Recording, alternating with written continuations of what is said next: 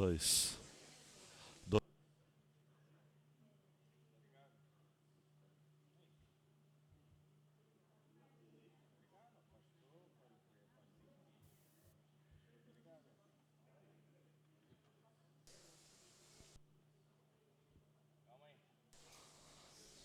Calma o coração, né?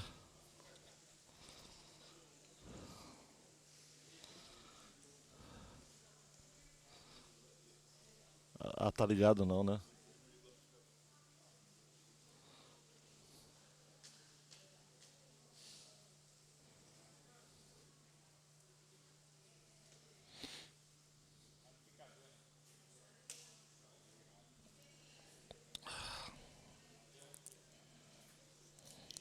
Dois.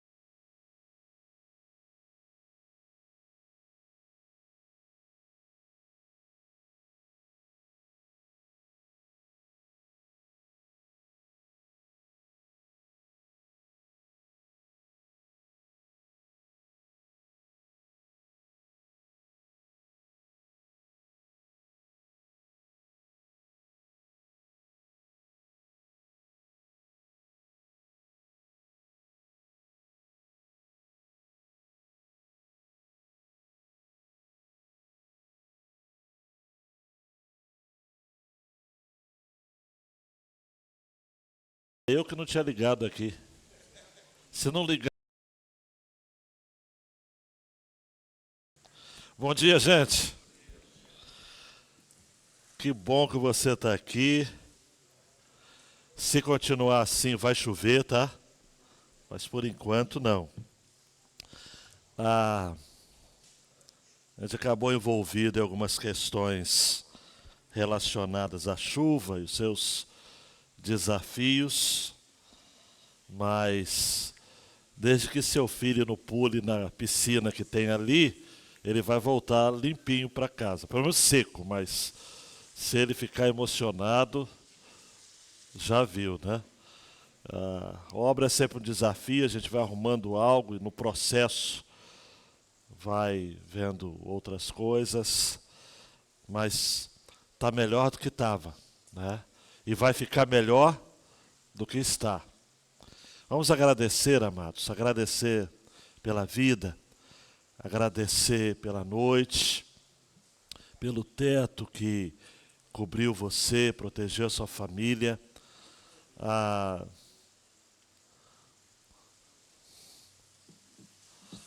gente sabe dos desafios, não é? Que essa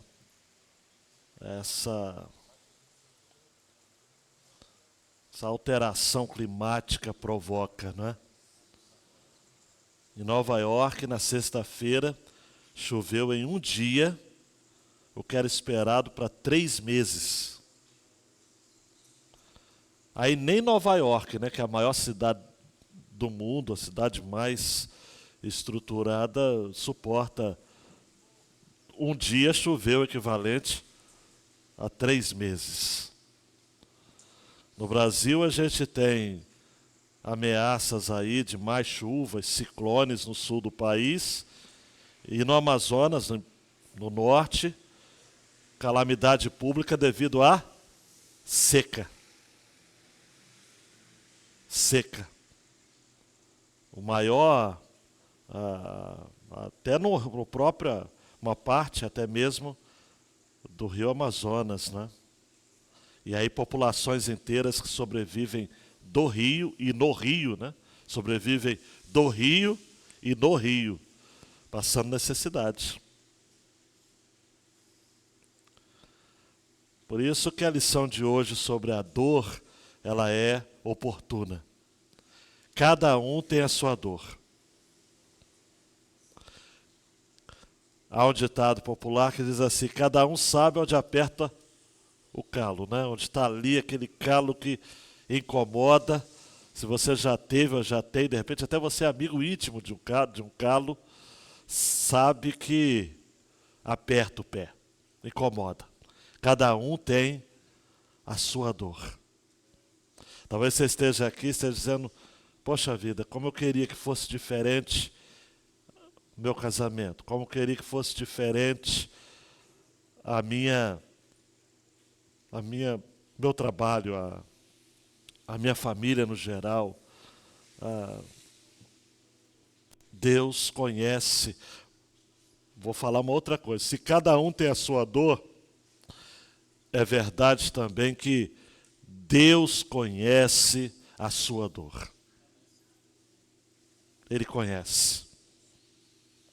Ele sabe tudo que você está vivendo. Então vamos orar? Vamos colocar diante de Deus tudo isso? Deus, Tu és o nosso Deus.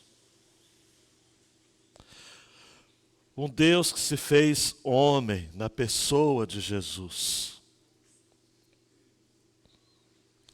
Um Deus que inclusive Paulo vai chamar, ou melhor, Isaías vai chamar, Paulo vai repetir isso aos Filipenses, homem de dores. Um dos seus títulos nobres é homem de dores. Então, o Senhor sabe o que é a dor. E neste domingo, aprova o Senhor que estivéssemos reunidos nessa EBD, depois de uma noite de chuva, depois, quem sabe, de alguma apreensão devido a isso, ou a outras questões mais, mas estamos aqui para dizer, temos um Deus, e cremos que Ele se importa conosco. Por isso louvamos o Teu nome, exaltamos o Teu nome, bendizemos o Teu nome. E não é uma resignação covarde, mas é uma resignação gloriosa. Nós nos conformamos e nos alegramos e nos contentamos com aquilo que o Senhor nos dá. Porque o Senhor sabe dar boas coisas aos seus filhos, como Jesus vai dizer lá em Mateus capítulo 5.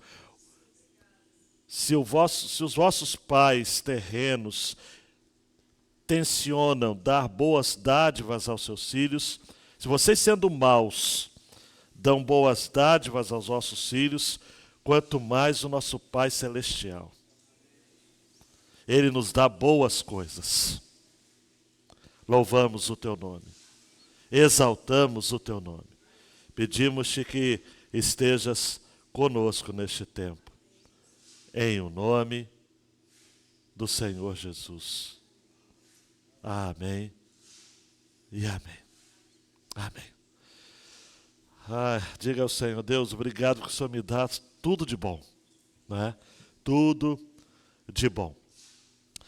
Não vamos ter como projetar aqui a tela das aulas, da aula, e nem estamos em transmissão, tá ok? Então, você veio, ganhou. Ficou em casa, bugou, né? Perdeu. Há quem diga que não se perde aquilo que nunca se teve. Então, não ganhou e nem perdeu. Né? Ficou na mesma. Mas que bênção que você está aqui, meu irmão e minha irmã.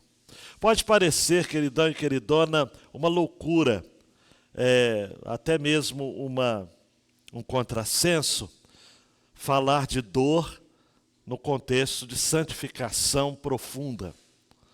Porque a imagem que a gente tem de santificação parece que é um pouco daquela filosofia a minha vitória vai ter sabor de mel, né? A coisa vai ficar bem, né?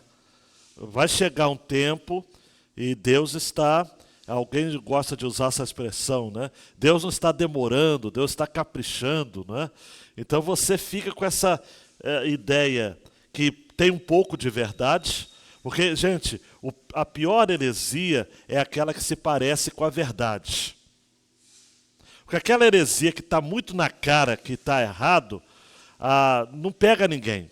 Agora, a heresia que os mais velhos vão saber disso, a heresia tipo Denorex, que parece, mas não é, parece remédio, mas não é, só os antigos aqui vão entender essa minha menção, ela é perigosa, porque ela parece com a verdade.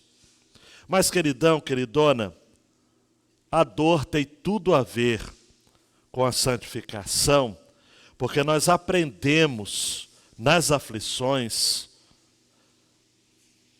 muito mais do que nas celebrações.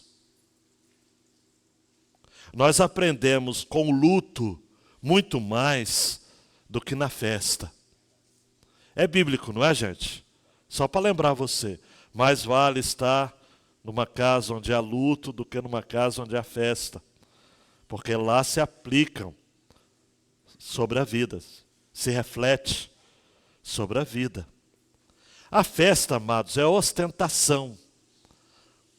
O luto é a reflexão.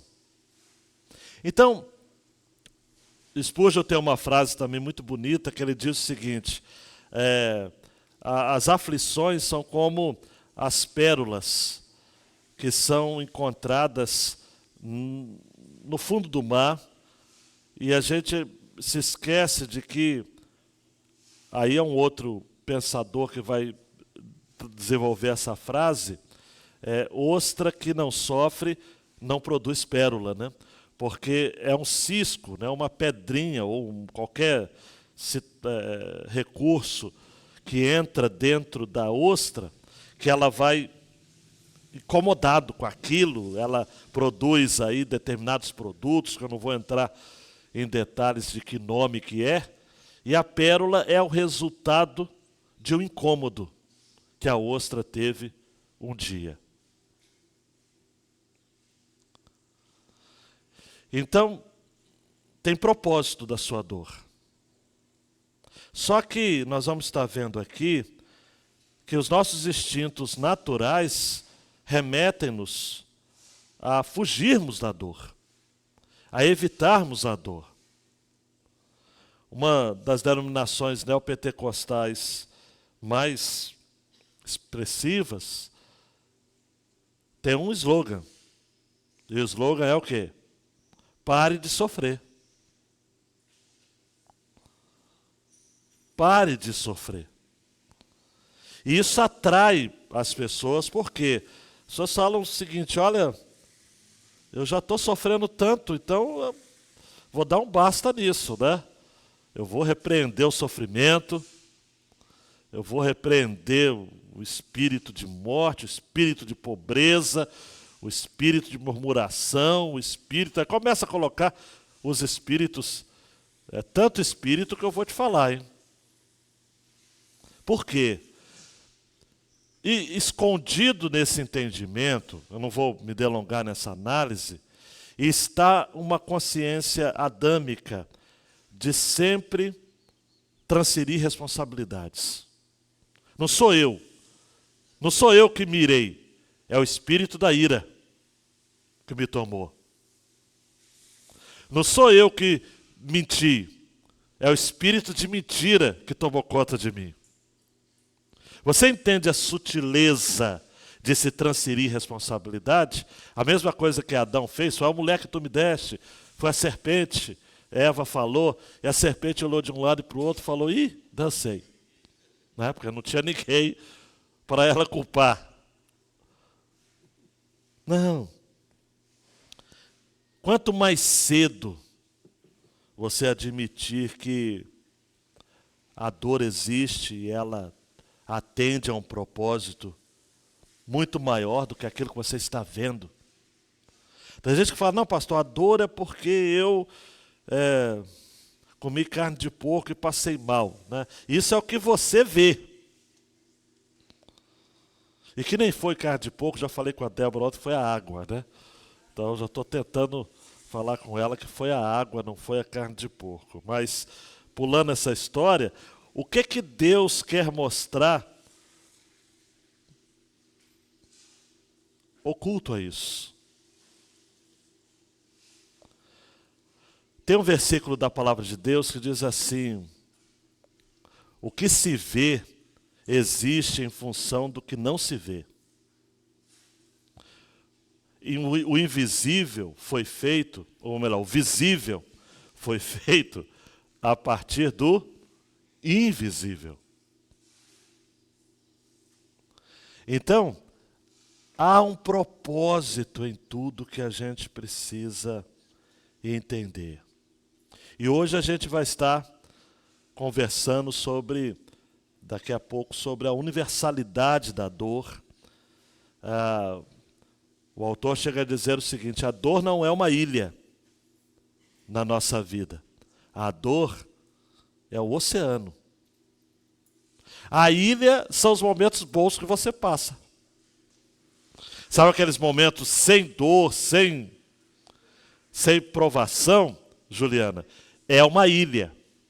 Porque a nossa vida, Jesus disse, né, no mundo tereis aflições. E aflições são o quê? São dores. São dores.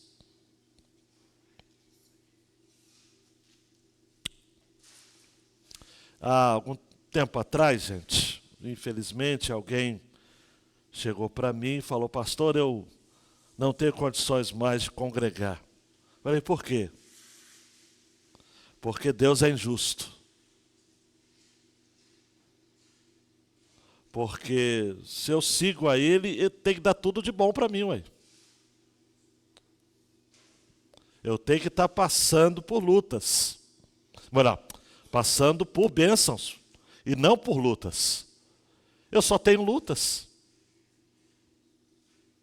Eu tentei, João Roca, conversar, dizer o seguinte: mas Paulo passou por lutas. Eu também não entendo por que Paulo passou. Aí eu falei: hoje está difícil. Aí pensei assim: Jesus passou por lutas. Ele falou: eu também não entendo isso. Eu falei: então está difícil. Eu vou orar por você só porque não tem mais. Você não tem argumento mais. Porque a Bíblia, amados, é a história de Deus escolhendo um povo para si. Esse povo passa por provas, passa por lutas, e vai a cada dia crescendo, a partir daquilo que a gente hoje chama de aflição, de provação, até que, lá na frente, o mesmo povo entende que no processo da caminhada, Deus nunca deixou de estar presente. E que houve ensinamentos, princípios, propósitos, em meio a tudo que cada um passou. É assim na história do Antigo Testamento, sim ou não? Homens de Deus, amados, como Abraão, como Isaac, como Jacó, como José, como Davi. No Novo Testamento, os discípulos de Jesus, é que está muito cheio de lendas, né? A vida dos discípulos de Jesus fora dos evangelhos. Eu, quando cito aqui nas mensagens de quinta-feira, eu sempre falo: olha, é assim que diz a tradição, há uma possibilidade, porque a gente não tem como. Mas certo é, todos, exceto possivelmente João, tiveram mortes violentas. O único que Deus falou: olha, pelo que tudo indica, João vai escrever Apocalipse, ele estava na ilha de Patmos, mas também é uma coisa, há quem diga, né? A tradição diz que ele voltou para Éfeso e morreu de longa idade. Mas os outros todos, amados, você vai ver lá, pesquisa o que a tradição diz sobre a morte dos apóstolos. Um é crucificado de cabeça para baixo, o outro é crucificado em forma de X, o outro é desfolado vivo, o outro é jogado num barril de azeite quente. É só coisa leve. O outro é flechado, o outro, enfim.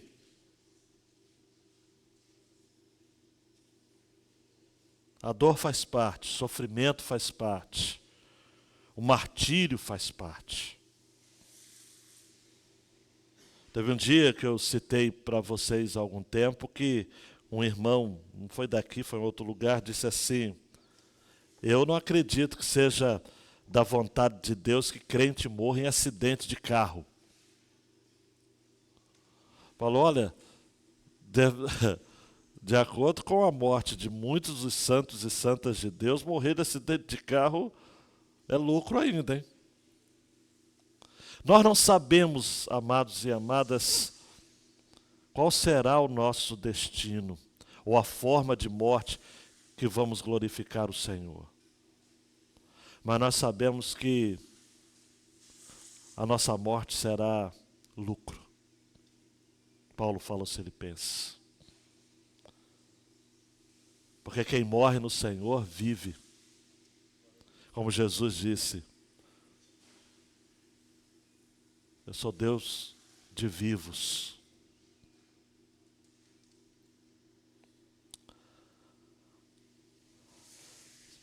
Como a gente não está podendo acessar, se você acessar pelo celular, você vai acompanhar comigo o roteiro.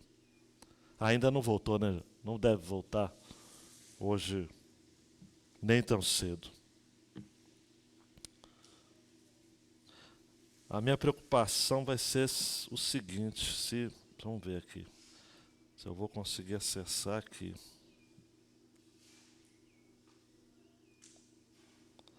Tecnologia precisa de internet, que a gente fica refém, né? Mas já está aqui, eu consegui salvar ontem. Isto, beleza.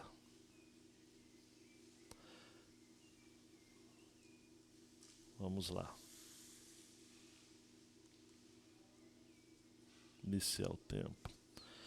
Os nossos instintos naturais nos dizem que o caminho para avançarmos na vida cristã é evitarmos a dor, para que assim, não distraídos, nos dediquemos à tarefa imediata de crescer em Cristo.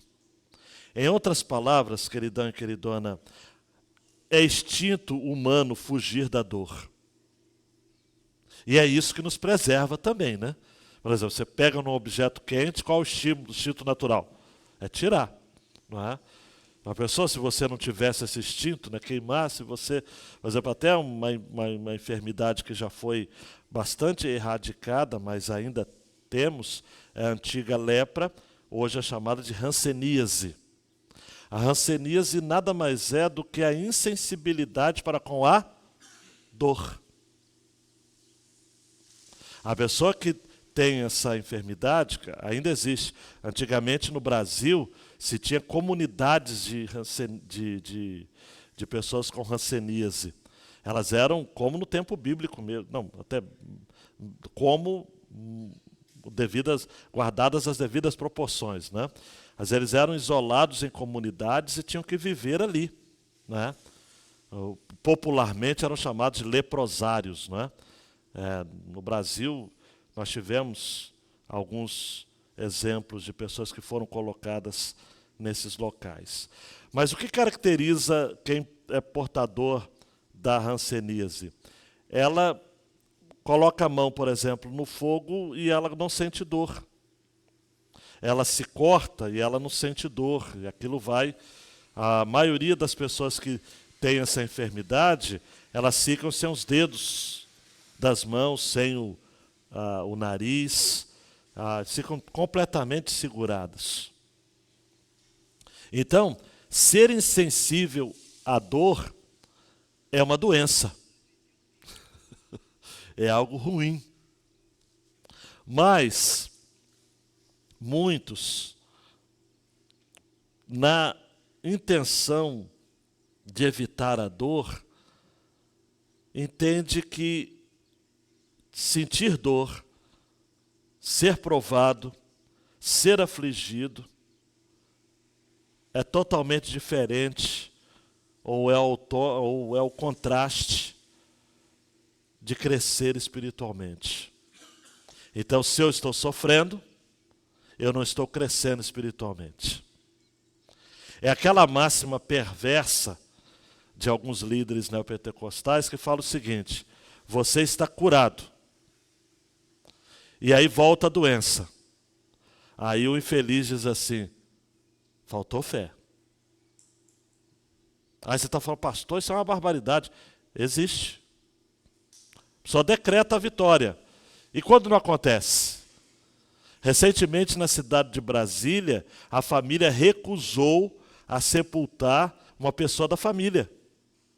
Por quê? Porque a liderança da igreja falou: vai ressuscitar no terceiro dia, como Jesus.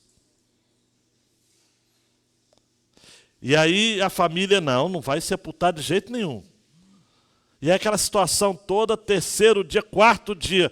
Falou, não, a gente deve ter contado errado. O pastor falou, a igreja falou. Tem gente orando aqui para ressuscitar, para a ressurreição. Eu só sei que a ente querida só foi sepultada por determinação judicial. Roberto, isso não aconteceu há 50 anos atrás. Foi agora, recente, lá em Brasília.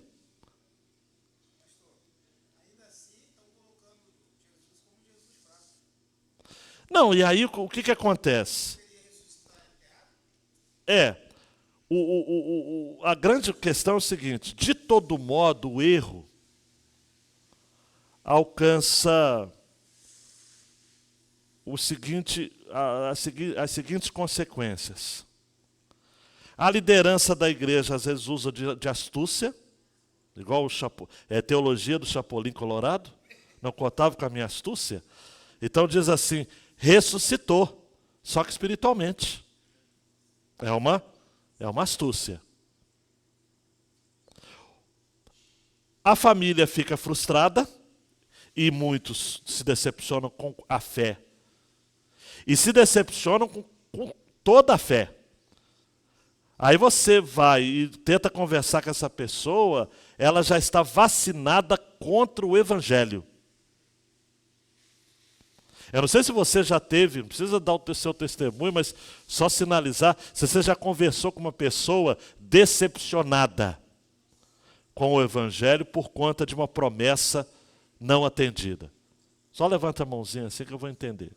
Tem vários aqui. Você pode abaixar, Deus abençoe, pode abaixar. E é difícil. Mas não foi... Não adianta, gente. No Novo Testamento, nós temos repetidas vezes afirmando que a dor é um meio, não é um obstáculo. A dor é um caminho que nos leva à maturidade espiritual. Claro, eu sei que você deve estar pensando, mas pastor, eu prefiro aprender sem a dor. Eu também, uai.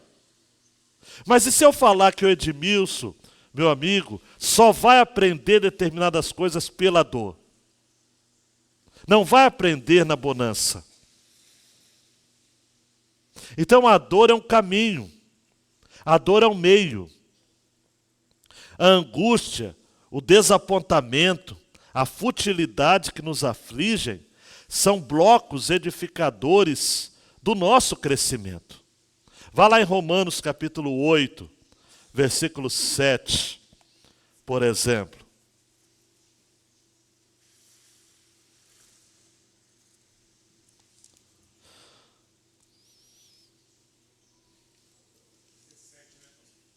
Eu acho que é 17, né? Obrigado.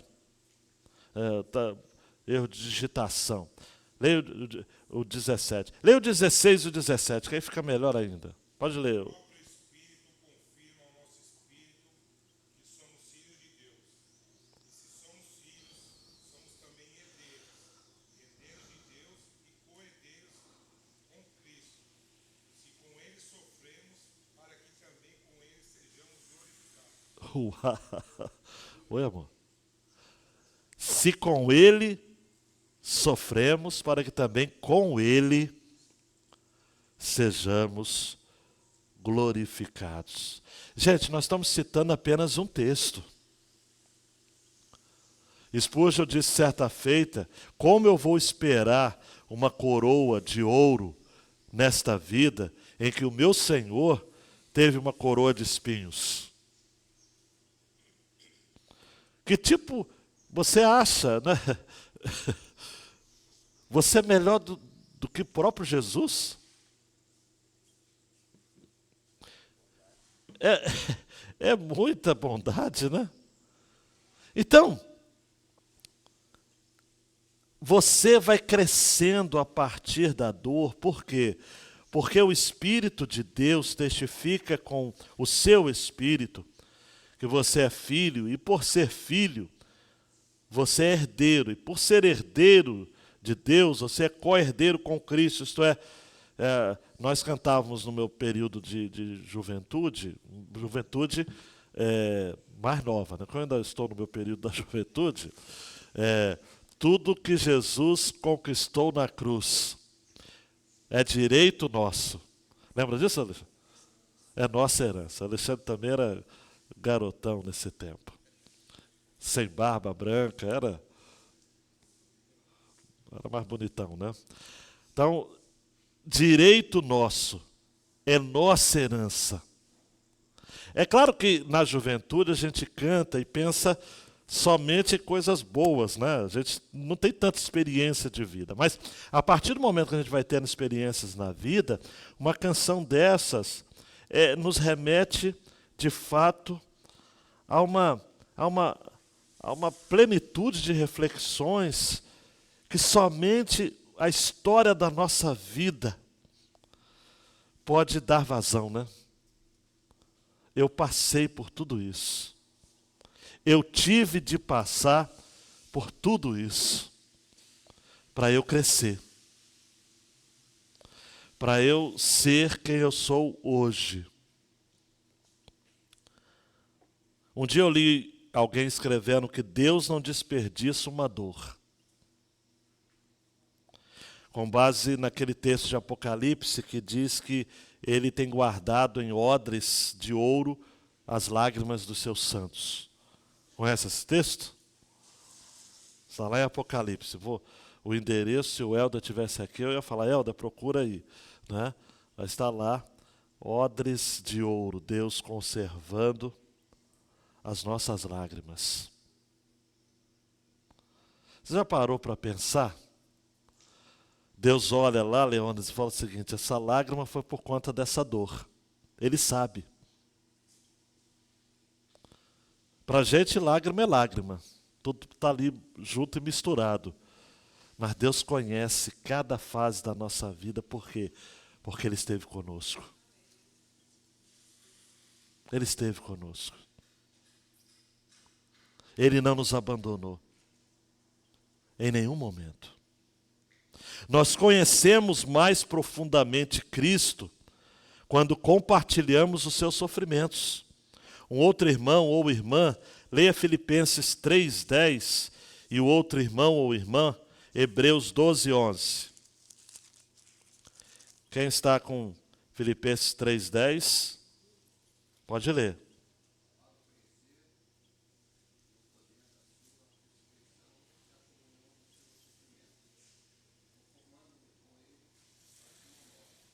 Pode ler o 11 também, irmão.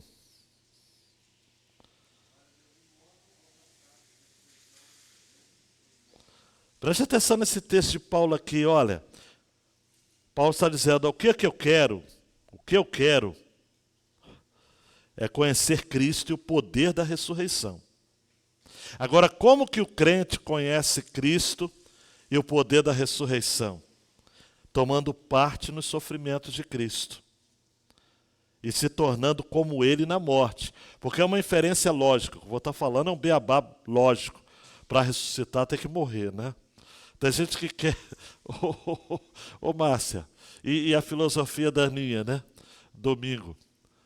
Você ouviu o que ela falou comigo, né? Pastor, eu não entendo.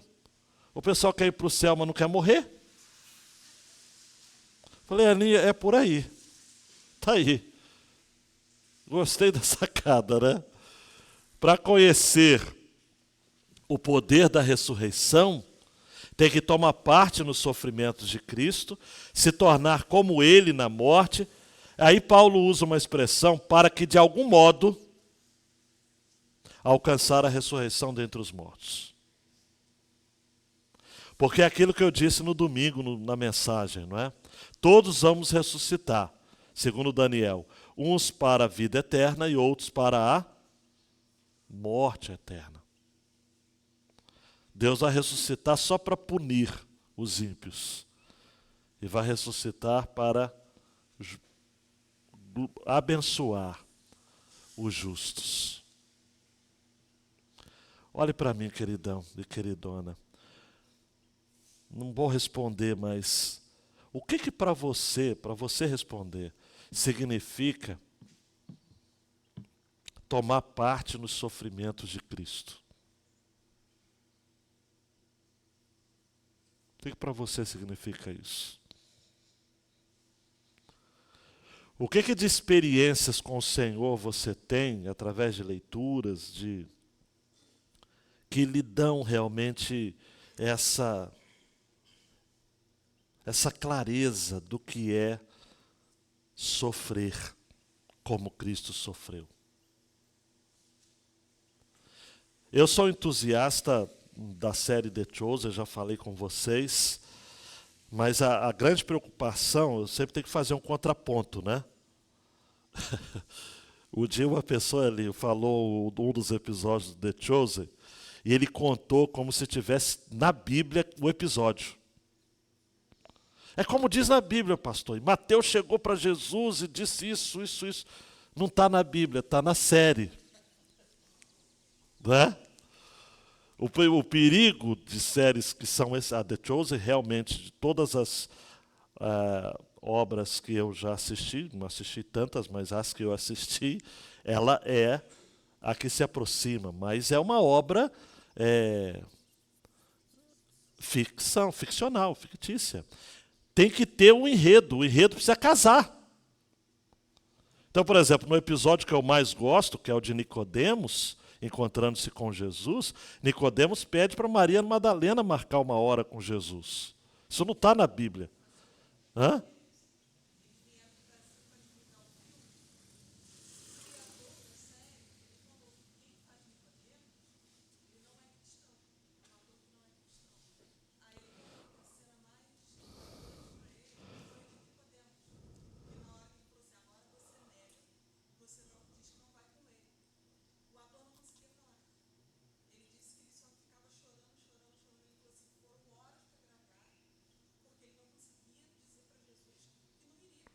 Isso.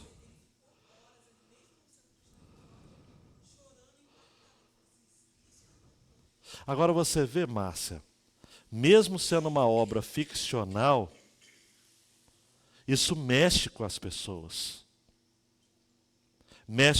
Se mexe com quem assiste, imagina com quem participa. Tomar parte nos sacrifícios, nos sofrimentos de Cristo, vai nessa direção. O meu conselho é leia a Bíblia, leia os Evangelhos. E depois, ou enquanto isso, assista a série, que é excelente, vai para a TV aberta agora em dezembro, né? Então, vai ser ainda mais popular no Brasil. Mas, participe da história de Cristo, como se aquela história, como se é modo de dizer, né? Fosse a sua história. Porque é. Porque é. Quando a gente compartilha dos sofrimentos de Cristo, quando a gente vivencia a sua história, quando a gente se vê hesitante como Tomé, quinta-feira eu vou começar a primeira mensagem sobre Tomé, a série de 2 mensagens por cada discípulo. Eu chamo de Tomé de um extremista. Porque uma hora ele está dizendo, vamos morrer pelo Senhor. O que acontecer com o Senhor, a gente está aqui. E no final de João, se eu não ver, eu não vou crer. Aí tem gente que malha, né? Tem gente que não malha só Judas, né? Os católicos malham Judas, né? Mas nós, às vezes, gostamos de malhar todo mundo. Mas nós não somos assim muitas vezes? Sim ou não, gente? Tem hora que você... Por quê? Porque você não entende que tomar parte nos sofrimentos de Cristo é algo que tem a ver com a nossa humanidade. Não é pecado ser humano.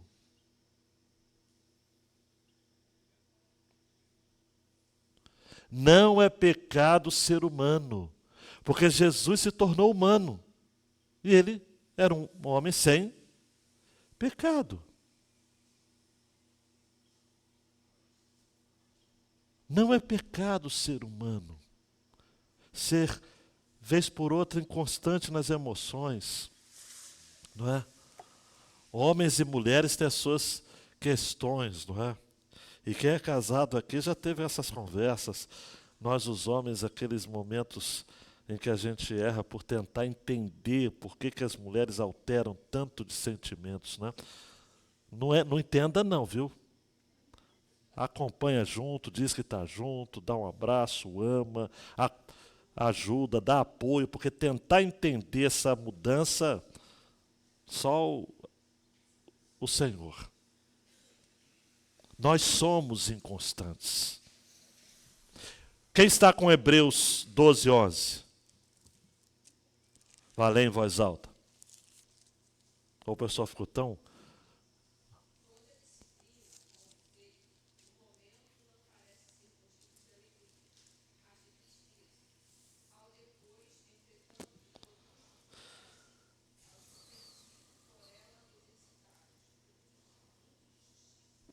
Ô, gente, irmã Solange leu aqui, né? É autoinstrutivo isso daqui. Não tem nem que explicar. Por exemplo, você acha, gente, que no momento da dor, a disciplina vai ser motivo de alegria? Não. Eu estou sendo disciplinado, que alegria. Não é? Que alegria. Não é? Recentemente eu soube, não vou identificar quem, então se for alguém daqui, não é nenhuma indireta, não me lembro mesmo, que tinha uma filha que era tão obstinada que ela apanhava e dizia, bateu? Não doeu, bate mais. Aí dava de novo. Só isso? Então, tem criança assim, meio perversinha, né? Tipo o choke, mas no normal, a disciplina produz dor. No normal. No momento não é motivo de alegria. Mas, contudo, porém, entretanto, mais tarde, produz fruto pacífico. Há um verso do Salmo 119 que diz, foi-me bom ter sido afligido, para que eu aprendesse os teus decretos. Vá lá no Salmo 119, são poucos versículos, você vai identificar rapidamente qual é esse. Viu, Gisele? Rapidinho, você vai. Foi-me bom ter sido afligido. Acho que é o 96, alguma coisa assim. Se a minha memória estiver boa. A dor fomentará o crescimento de uma forma única, desde que o permitamos. Porque aí também você precisa permitir crescer através da dor. Porque é aquela história. Família é uma questão interessante. Principalmente família que tem muitos irmãos. Todos passam pelo mesmo episódio. Mas cada um vai desenvolver uma perspectiva daquilo que passou. Tem família que a coisa é tão interessante que até as histórias elas são misturadas com os personagens ali da própria família. E aquilo que era de derrota, a pessoa conta a história como se ela tivesse dado bem. Na sua família não tem isso, sua família é tudo legal, mas tem família que é a narrativa, a questão da narrativa, né? Ela conta como se ela tivesse se dado bem, mas na verdade, na história real, ela se deu mal. Então, é a facilidade com que a pessoa tem de desvirtuar da dor para poder sofrer menos. Mas, amados e amadas, se o filho pródigo não tivesse tomado a atitude de voltar e reconhecer, o que teria mudado na vida dele? Nada. No antigo Projeto Amor, lá em Paraíba do Sul, Centro de Recuperação, havia uma placa escrita assim: nada muda se você não muda. Você precisa, vou usar essa expressão, mas preste atenção no contexto, para não isolar minha fala. Você precisa estabelecer um pacto com a dor. Dor, vamos combinar uma coisa. Eu oro para que Deus não me tire desse momento, enquanto eu não aprender tudo que eu tiver de aprender.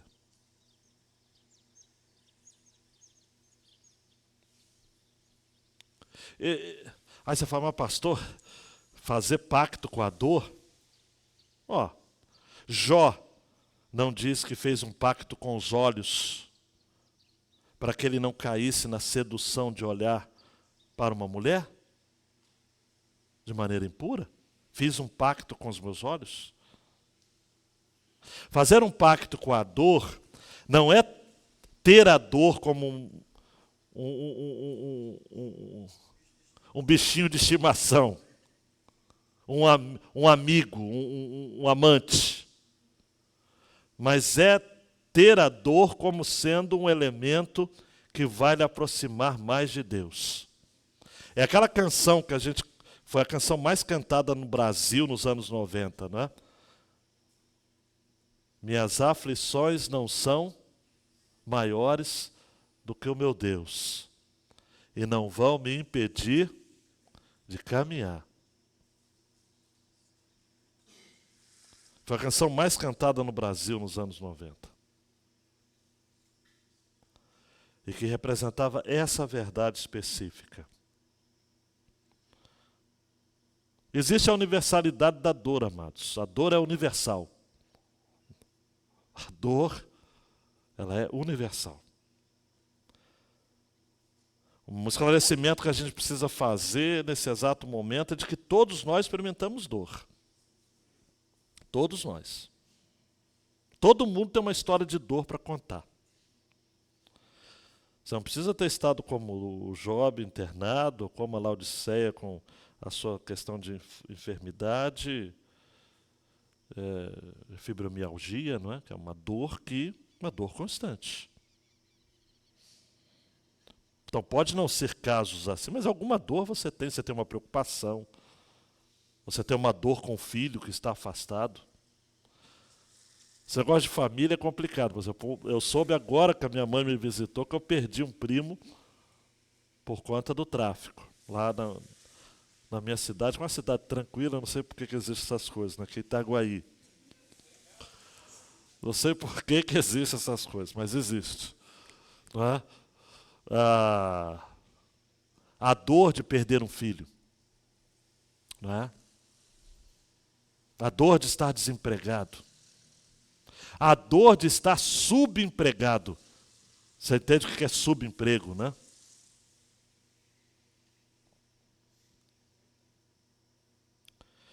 É muito comum, infelizmente, em alguns segmentos da igreja ocidental, né, da nossa, pregar e escrever como se apenas em outras partes do mundo os cristãos sofressem de dor. Tem gente que acha que é só na Coreia do Norte que tem dor. Só na China comunista. Aqui não tem dor. Diz que cristãos perseguidos participaram de uma conferência nos Estados Unidos e os americanos, orgulhosamente, disseram o seguinte: vocês querem que a gente ore para que a perseguição acabe, né? E os cristãos falaram do Oriente, falaram assim, não. Eu não sei como é que vocês vivem sem perseguição. A gente pede que vocês orem para a gente suportar.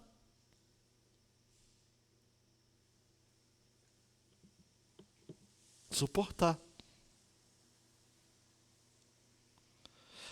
É claro e é verdade que a perseguição pública não é um fenômeno, ou melhor, não, sem dúvida é verdade que a perseguição pública não é um fenômeno universal. Isto é, nem todo mundo sofre de perseguição como na Coreia do Norte. Na Coreia do Norte nós não estaríamos aqui, por exemplo. Né? Na Coreia do Norte você não teria uma Bíblia. A Bíblia é um livro proibido. As professoras nas classes de crianças fazem perguntas para as crianças, dizendo, vem cá, vocês viram na casa de vocês algum livro assim, assim, assim? Seus pais oram e tal. É só para a gente conhecer, para fazer uma dinâmica, não é? E as crianças a cultura norte-coreana, ela privilegia tem um termo para isso aí, quando é entregar outras pessoas da família, né? A delação. X9 é mais popular, né? A delação. Eles incentivam. A cultura, é mais chique falar isso, Alexandre, né? A cultura estimula, obviamente pelo governo central, a delação. Então é muito comum um cônjuge delatar o outro, pais delatarem filhos, filhos delatarem pais. Diferente do Brasil, não é premiado. Mas voltando à questão da Coreia, só para... O nome delação premiada também é um erro, né? Não, é uma questão que a gente popularizou assim, não é? O código não usa essa expressão. A delação, a cultura de delação, tem um livro que eu já recomendei aqui para vocês, chamado Campo 18. Não é um livro evangélico e, por isso, é até melhor de ser lido para entender o drama de quem sofre na Coreia do Norte. Porque se você lê um livro cristão, tem gente que fala, poxa, mas daí está puxando... Não, então o Campo 18. É o livro da Intrínseca. Fortíssimo, fortíssimo. Então é claro que nem todo mundo sofre perseguição assim. Mas é claramente perceptível de que, por mais que hajam variadas dificuldades, que todos nós não sofremos, existem questões de dor, de sofrimento que é próximo a nós. Escassez de água potável, ostracismo social, que é isolamento ou a marginalização, restrições de reuniões públicas para culto. A gente achava que isso nunca iria acontecer no Brasil, e aconteceu. Graças a Deus, eu sempre falo isso. Aí quando eu falo isso, fala assim, o senhor está defendendo o governo atual. Não, de maneira alguma. Eu só estou falando o seguinte, o governo de Angra foi mais prudente nas questões de orientações para as igrejas. Tivemos no Brasil exemplos assim, extremamente realmente governamentais. Uma cidade próxima de nós, havia decretos tão específicos que falavam quantos microfones tinham de ter no culto, quantas músicas podiam cantar, quanto tempo o pastor deveria pregar, quanto tempo o culto teria que acontecer. Cidades próximas da gente, quantos cultos tinham de ter por semana. Outras cidades, proibição de se ter qualquer tipo de ceia do Senhor, desde que houvesse obediência de determinados requisitos. Isto é, houve uma interferência governamental na vivência prática da igreja local. Isso ultrapassa em muito aquilo que a gente entende que o poder público pode chegar. Então, quando eu falo, não é porque o atual mandatário é excelente, mas ele entendeu e ouve por parte da sua equipe orientações mais gerais, o que nos deixou à vontade para nos organizarmos. Mas houve exageros. A questão da pobreza. Há um hino do Inário, né, João, que a gente canta, diz que a vil pobreza insulta os céus. A vil pobreza insulta os céus. Ou a vil miséria, acho que é a vil miséria, né? Vil miséria ou vil pobreza, a ideia é essa. Insulta os céus, afronta a Deus. Há a questão do cuidado de saúde precário, falta de bons recursos bíblicos e teológicos, e igrejas que ensinam coisas perversas, amados. Tem coisa que eu vejo na mídia que eu falo, não existe isso, nem vou levar a sério. Existe, mas a gente prefere dizer que não existe, tão bizarro que é. Teólogos da prosperidade, do coach, que seduzem, enganam os crentes. Então, por mais, queridão e queridona, preste atenção, que a gente tem um relativo conforto aqui no Ocidente, isso pode, por vezes, nos levar a minimizar e obscurecer a dor que as pessoas têm. E nenhum cristão, a despeito do lugar onde vive, está imune à dor. Olha para mim. Crente pode ter câncer, pode ser traído por amigos, irmãos e até mesmo cônjuges. Pode estar desapontado quanto à sua vocação, seu trabalho. Pode sofrer de desordens psicológicas, emocionais, espirituais. Pode sofrer frustrações emocionais. Pode ter filhos rebeldes. Ah, mas eu não sei como é que pode. Fulano de tal é crente, serve ao Senhor, e o filho pode ter. Pode estar debaixo da influência de chefes abusivos. Não precisa levantar a mão e dizer amém, você vive isso. E há centenas de outras adversidades.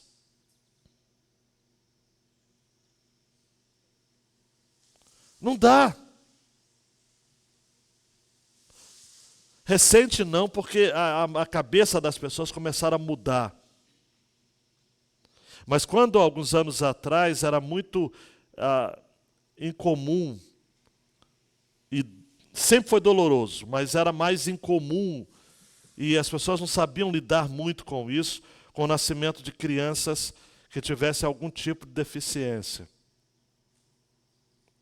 Eu visitei um dia uma família que ela disse, pastor, eu não aguento ir na igreja e ver fulano que tem a idade do meu filho correndo, e o meu filho não vai correr. O que é isso, gente? Dor. Dor. Muita dor. Toda uma expectativa, todo um sonho, e de repente você agora vai ter de lidar com uma criança que vai precisar ter 3, 4 terapias por mês ou por semana, em alguns casos, para poder desenvolver, para poder ter uma vida próxima àquilo que a gente chama de normal, porque na verdade não existe vida normal, né? Mas dor. Quando eu falo sobre universalidade da dor, eu estou dizendo que existem exemplos concretos de adversidades. Que se você pegar os 2 primeiros capítulos da Bíblia e os 2 últimos, você vai entender que nos 2 primeiros capítulos, na criação, era tudo bom. Dos 2 últimos capítulos, o 21 e 22, a Nova Jerusalém vai descer e vai ficar tudo bom de novo. Mas entre os 2 primeiros capítulos de Gênesis e os 2 últimos capítulos de Apocalipse, só tem encrenca. dor, futilidade, caos. O autor dos Eclesiastes fala, debaixo do sol, tudo é vaidade. É como correr atrás do vento. Dor. A nossa mente, o nosso coração, a nossa consciência, cada pensamento, cada palavra, cada reunião, cada e-mail, cada mensagem, cada novo amanhecer, algo difícil de articular que infecta tudo. Parece que está todo mundo contaminado. Parece que o senso de perda, frustração, de não florescer, de abatimento, de falta de propósito angustiante, de desperdício de tempo, de esforço, de incapacidade de seguir em frente. A gente tem de lidar com isso. Recentemente uma irmã querida me disse, pastor, o Senhor me tocou para ajudar uma pessoa, porque eu nunca vi uma pessoa tendo olhos tão tristes quanto ela.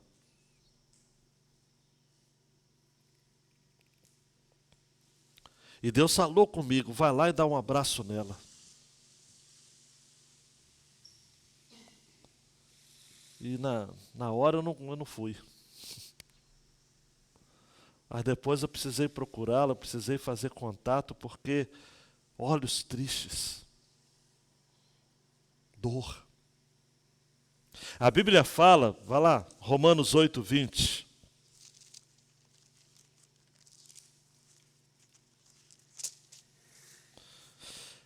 A Bíblia fala, pois a criação está sujeita à vaidade. Sabe o que é vaidade aqui no original? Não é vaidade no sentido de beleza. Beleza não, mas é ostentação da beleza. Vaidade aqui é a mesma ideia de Eclesiastes, é futilidade, é vazio. Pois a criação está sujeita à vaidade, não por sua própria vontade, mas por causa daquele que a sujeitou, na esperança de que a própria criação será libertada do cativeiro da corrupção para a liberdade da glória dos filhos de Deus. Quem sujeitou a criação à vaidade na esperança de que ela seja liberta? Quem? Hã? Fala forte. Deus. Tem gente que pensa que é o diabo.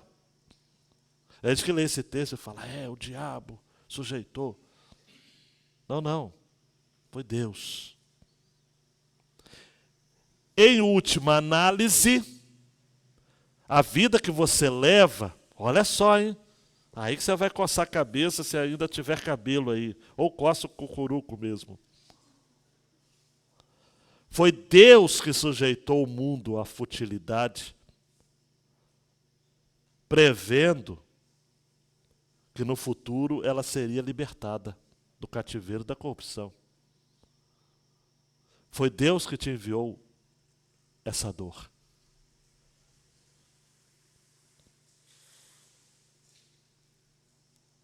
Foi Deus.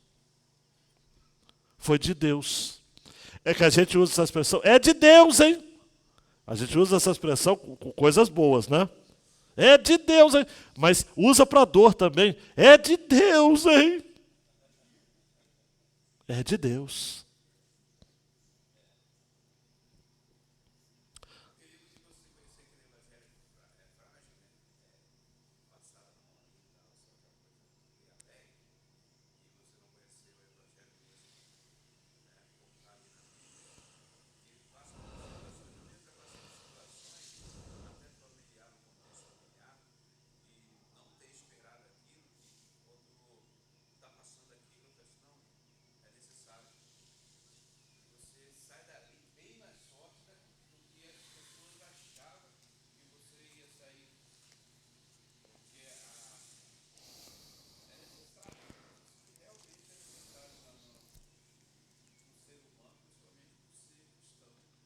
Exatamente. O que o Roberto falou, espero que vocês tenham entendido, está em 1 Pedro 1:6 e 7. É o tipo de verso que você precisa grifar, colocar na parede, A mulherada coloca no espelho em cima para quando estiver se retocando. Nisso vocês exultam, embora no presente, por breve tempo, se necessário, sejam contristados por várias provações, para que, uma vez confirmado o valor da fé que vocês têm, muito mais preciosa do que o ouro perecível, mesmo apurado pelo fogo, resulte em louvor, glória e honra na revelação de Jesus Cristo.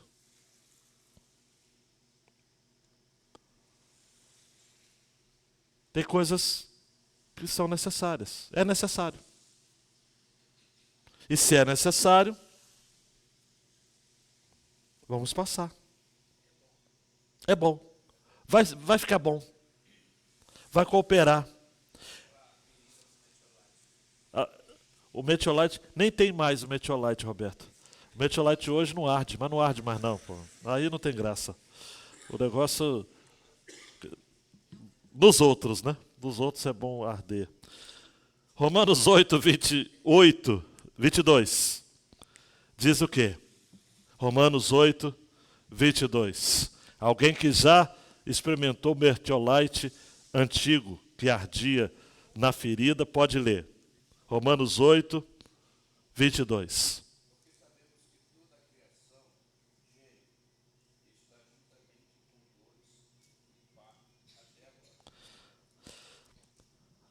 Toda a criação geme como uma mãe no parto. E aí, só as mulheres que sentiram tal dor podem dimensionar, mas nós estamos incluídos nessa futilidade.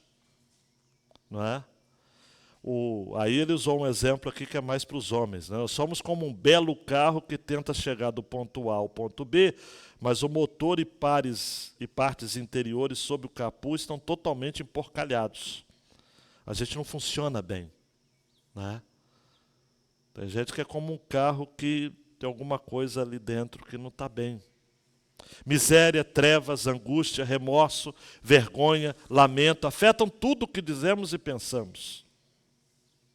A realidade de pesadelo mostra que essa dor e essa futilidade alcança até mesmo o nosso subconsciente, nosso sono. Não podemos ir a lugar algum para escapar da futilidade, da dor da vida, nesse ponto caído. Estamos todos afligidos. O nosso refúgio, amados, como diz o Salmo 46, é o Senhor. Porque vivemos e convivemos em meio à dor que mexe, afeta tudo que a gente diz e pensa. Fica muito difícil. Salvo algumas realidades extraordinárias, né, irmão João Batista? Como a irmã Gedi, não é? Ela é extra. Eu falei com a filha dela essa semana e falei, a irmã Gedi é uma inspiração para todos nós. Todos nós. Teve uma queda, quebrou a cabeça do fêmur que fala, né? E a bacia também. Só que nós estamos falando de uma irmã com 90 anos, que já está acamada há mais de, sei lá, muito tempo. E ela mandou um áudio para mim, falando, pastor, eu estou aqui no HGJ, como se ela estivesse passeando, né? Eu estou aqui no HGJ, eu quebrei o fêmur e a bacia, e aí peço orações da igreja, não me canso de orar pela igreja, clamando por um avivamento, que o Senhor esteja abençoando cada membro da igreja, transmita a minha saudação ao povo, que Deus esteja abençoando o Senhor, a Débora, o João Marcos, e vai ficar bem. Uau! Uau! Tem gente aqui, amados, que se pisar de mau jeito, eu estou desesperado, eu não sei por que Deus permite que eu passe por essa unha encravada do diabo, do inferno.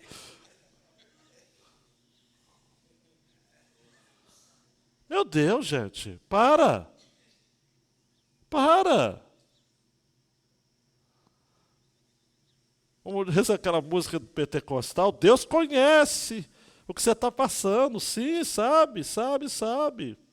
Não para, né? Mas não larga a rede, mas de todo modo, quem mandou você largar a rede? Mas confia. Mas da mesma forma, por exemplo, quer ver? Está comprovado de que a privação do sono está associada diretamente a pensamentos, inclusive pensamentos psicóticos. Muitas doenças da mente são potencializadas a partir da privação do sono. Isso aí nem precisava pesquisa, né? Claro que você não dorme bem, você vai ver coisas durante o dia, vai ver monstro, vai ver... Enfim, você vai ficar com senso de perseguição, vai ficar meio assim, porque você não dorme à noite. Você é um zumbi ambulante, você fica assim, ligado. Salmo 127 fala assim, você está de cabeça. Inútil vos será levantar de madrugada, comer o pão de dores, porque aos seus amados Deus dá, enquanto eles dormem. A NVI traduziu uma outra perspectiva do hebraico, também interessante. A NVI tem essas variáveis que são muito interessantes. Deus dá o sono aos seus amados. Então, na maioria das versões, Deus dá aos seus amados enquanto eles dormem. A NVI, Deus dá aos seus amados o sono. A NVI tem dessas coisas. A maioria das versões diz, Senhor é meu pastor, nada me faltará. A NVI traduziu, o Senhor é meu pastor, de nada terei falta. Não é? De nada terei falta. Pode faltar coisa, mas você de nada vai ter falta. Deus dá o sono, amados. Quem pode, quem não pode, tem gente que trabalha de noite aqui, não tem? Tem. O meu amigo Vilmar. Quem pode, pode. Valoriza. A noite foi feita para dormir. O sono durante o dia é a mesma coisa, Vilmar? Você dorme de dia, está animado como se fosse de noite. Não é a mesma coisa não, né? Você fica meio zuretinha também de vez em quando, né?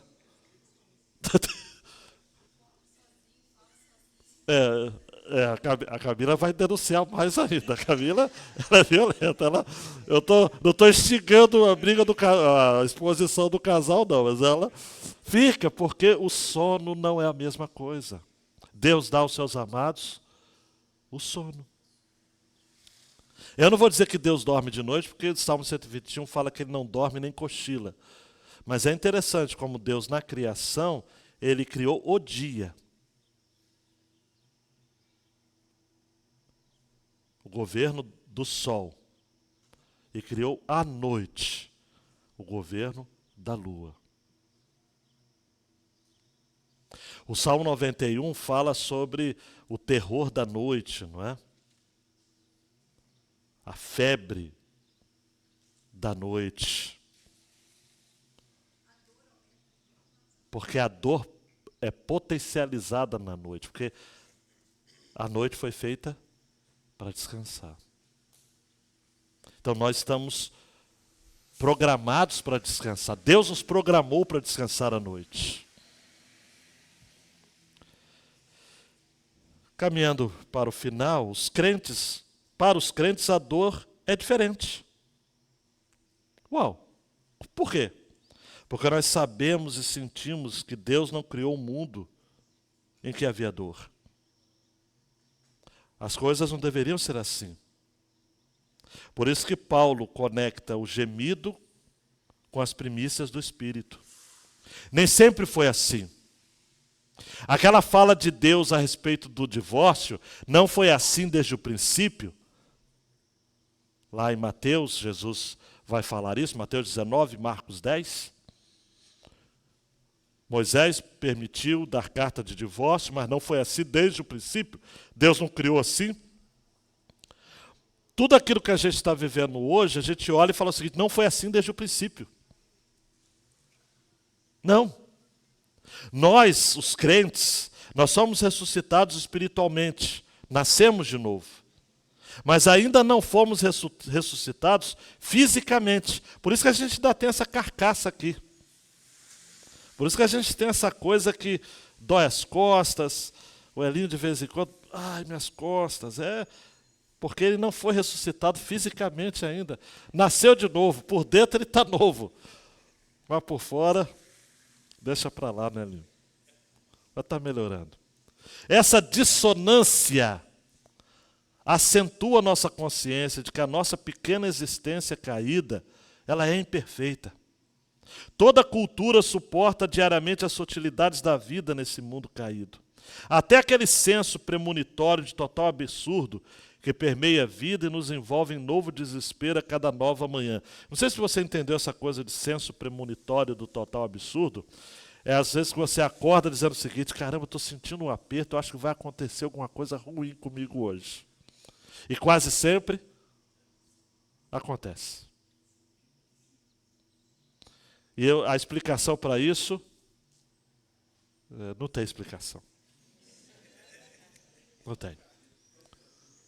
Tem hora que você fala assim, Deus, o que vai acontecer? Está apertando aqui. Os pais que têm filhos longe sentem muito disso, né? Parece que sabe.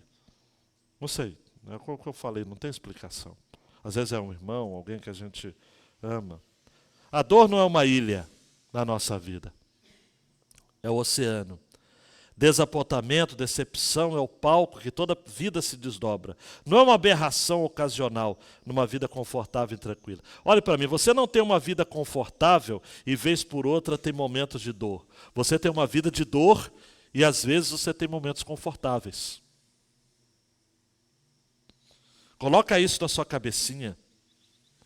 Deus não te enganou. Tem gente que fala, Deus me enganou. Deus não prometeu nada de que seria bom o tempo todo. Deus prometeu?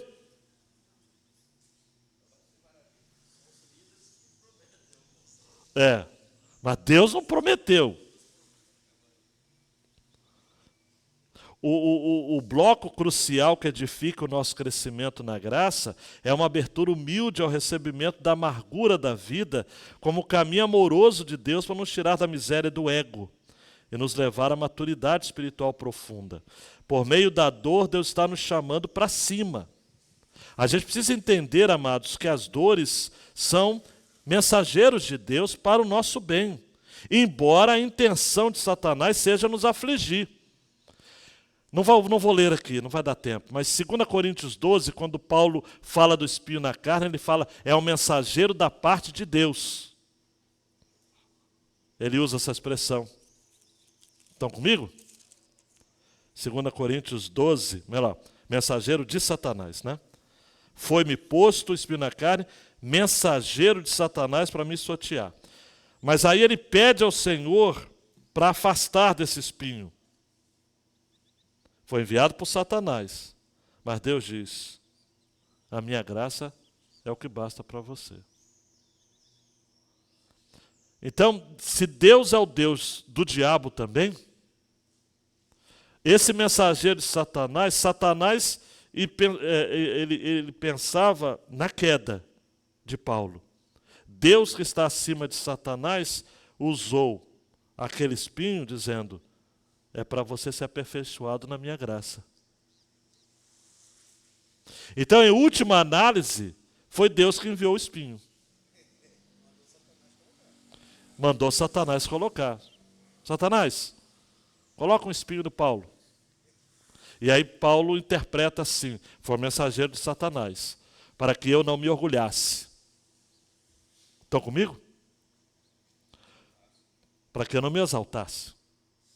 Para que eu não me achasse a última Coca-Cola do deserto. Ô Paulo! O cara. Efésios 4:13 vai dizer, até que todos cheguemos à unidade da fé e do pleno conhecimento do Filho de Deus, à estatura, à medida da estatura da plenitude de Cristo. Nós devemos ser cuidadosos e cautelosos em relação à forma como a gente aborda esse assunto. Eu estou consciente aqui diante de vocês, meus irmãos e minhas irmãs, por favor, me queiram bem, que esse capítulo, esse assunto, não é uma mera abstração teológica, porque eu estou falando de dor. Eu estou falando de história. Eu estou falando que Deus envia dor. Eu estou falando que Deus se utiliza da dor para nos fazer crescer. Eu sei que muitas vezes a minha fala pode ser como remover o curativo de uma ferida que está aberta ainda, para fazer uma pulsão. Tem alguém que trabalha com saúde, sabe que, ou gente que já viveu isso, é complicado.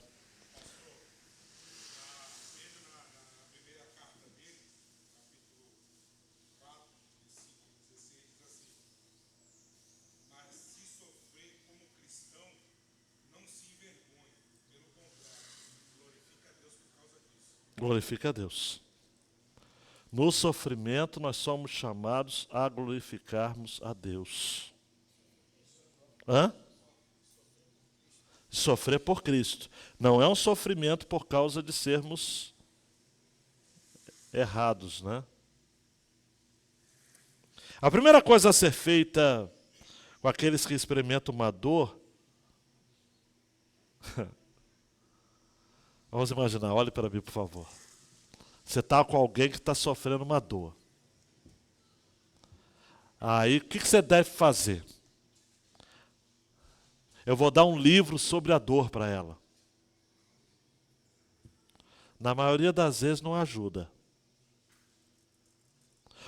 Ou indicar um versículo para ela, ou um lembrete teológico, uma palavra de explicação. Ou tentar falar.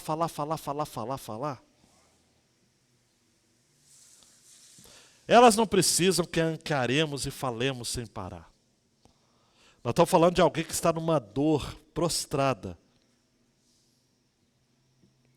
O que a gente precisa fazer? Sentar ao seu lado, chorar com ela. Romanos 8, 28 diz: sabemos que todas as coisas cooperam para o bem daqueles que amam a Deus, daqueles que são chamados segundo o seu propósito. Romanos 12, 15 vai dizer: alegrem-se com os que se alegram, e chorem com os que choram.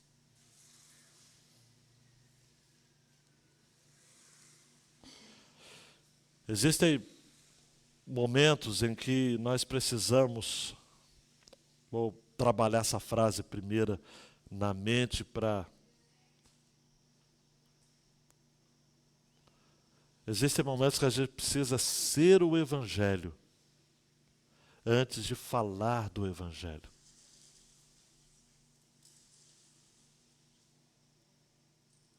Existem momentos que nós devemos ser o Evangelho antes de falar do Evangelho. Agora, é claro, Eclesiastes 3 que fala que é um tempo de chorar, mas há também um tempo de parar de chorar, de pensar. Vai chegar um tempo que vale a pena realmente estabelecer uma conversa mais profunda e ajudar a pessoa a ver o propósito daquilo que ela está vivendo. Na nossa dor é assim também. Olha para mim, eu vou terminar com essa orientação. Muitas vezes tem gente que na dor já começa a falar. Desabafa no Facebook, desabafa com os amigos próximos, fala besteira. E depois fica assim, não, é que Deus entende. Primeira coisa que você tem que fazer é parar. Entra no teu quarto. Fala com teu pai que está em secreto.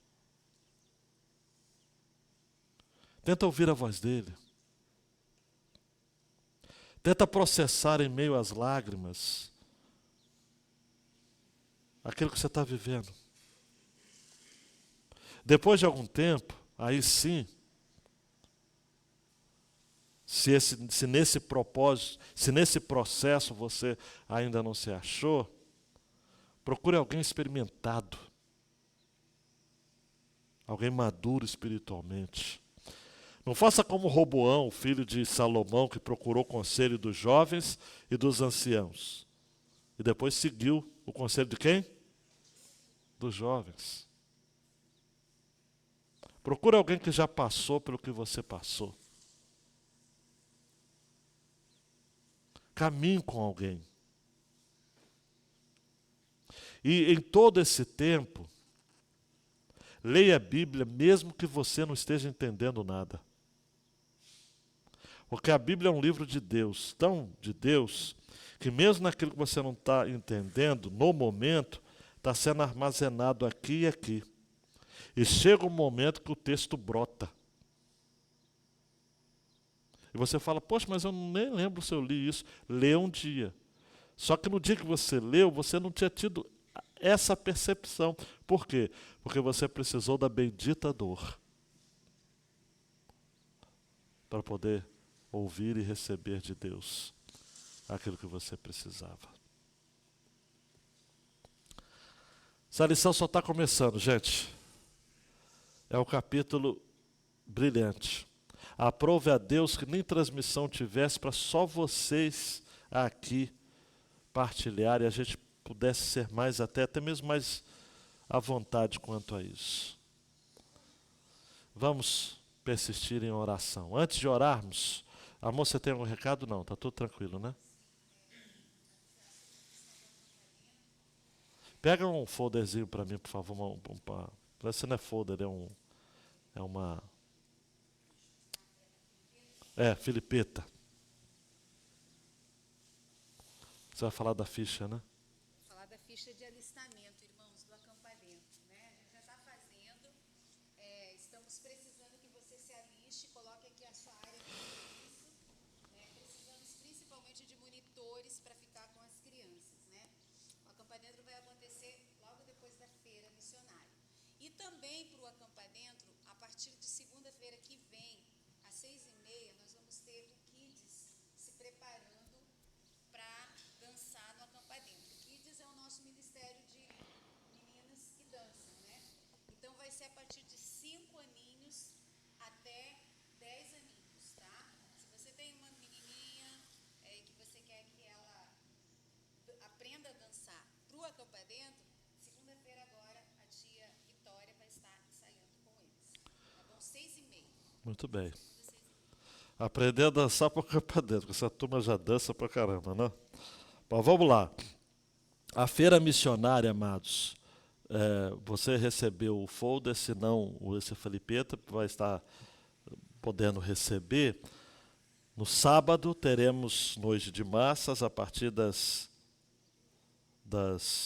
19 horas e no domingo, a partir das 11 horas, teremos nosso almoço. Domingo que vem não vamos ter EBD, porque isso daqui vai estar transformado num restaurante, tá ok? Ficou muito legal esse trabalho de divulgação e a gente quer que você leve para casa, não para ficar na sua casa, não para você os seus filhos brincarem, mas para você divulgar no trabalho, na vizinhança e tudo mais.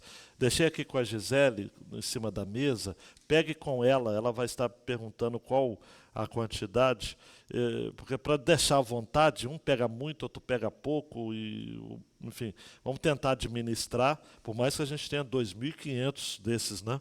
Mas a gente quer realmente que chegue a quem precisa chegar, tá ok? É a nossa feira missionária. Em cima da mesa também tem uma lista de doações, se você ainda não se comprometeu. E se você se comprometeu, essa caixa está dizendo doações para a feira missionária, para você já trazer, pode trazer a partir de... Aquilo que não é perecível. O que é perecível, procure realmente a Ivone, a Neuza, para ser devidamente guardada. E se você quer fazer a sua oferta em dinheiro, pode dar em espécie ou pode fazer o Pix no CNPJ, o Pix do CNPJ da igreja, mandando mensagem para a secretaria. Estamos em campanha de missões e creio que Deus já tem abençoado a sua vida para você abençoar esta causa também muito especial. Vamos orar, agradecer a Deus por essa lição, por esse tempo juntos. À noite estaremos às 18 horas juntos, celebrando a ceia do Senhor e nos alegrando juntos em culto. Não é? Então, esteja atento e atenta àquilo que Deus está falando e fazendo entre nós. Obrigado, Deus, pelo seu amor que é sem medida.